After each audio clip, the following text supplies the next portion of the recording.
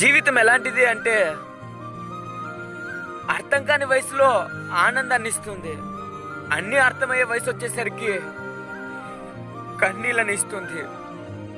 అలాంటి ఈ జీవితంలో మీరు ఎవరినైనా ఒక్కసారి హద్దులు దాటి ప్రేమిస్తే ఆ ప్రేమ జీవితాంతం మిమ్మల్ని వేధిస్తూనే ఉంటుంది.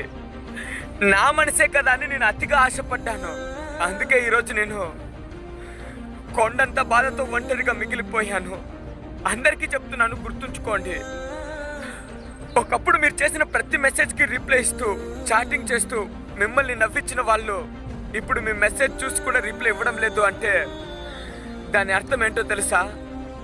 వారికి మీరు కేవలం టైంపాస్ అని అర్థం. హాయ్ ఫ్రెండ్స్, ఈ వీడియో చూసినందుకు చాలా థ్యాంక్స్. ఇలాంటి వీడియోస్ మీకు మరిన్ని కావాలి అనుకుంటే మన సురేష్ బజ్జా యూట్యూబ్ ఛానల్ని సబ్స్క్రైబ్ చేసుకోండి. అలాగే పక్కన ఉన్న బెల్ ఐకాన్ మీద క్లిక్ చేయండి. ఫ్రెండ్స్, చాలా మంది మన ఛానల్ సబ్స్క్రైబ్ చేసుకున్నారు కానీ వాళ్ళకి నోటిఫికేషన్స్ వెళ్ళట్లేదు అనుకుంటా. ఒకసారి మీరు బెల్ ఐకాన్ యాక్టివేట్లో ఉంచుకున్నారో లేదో చెక్ చేసుకోండి. Thank you friends.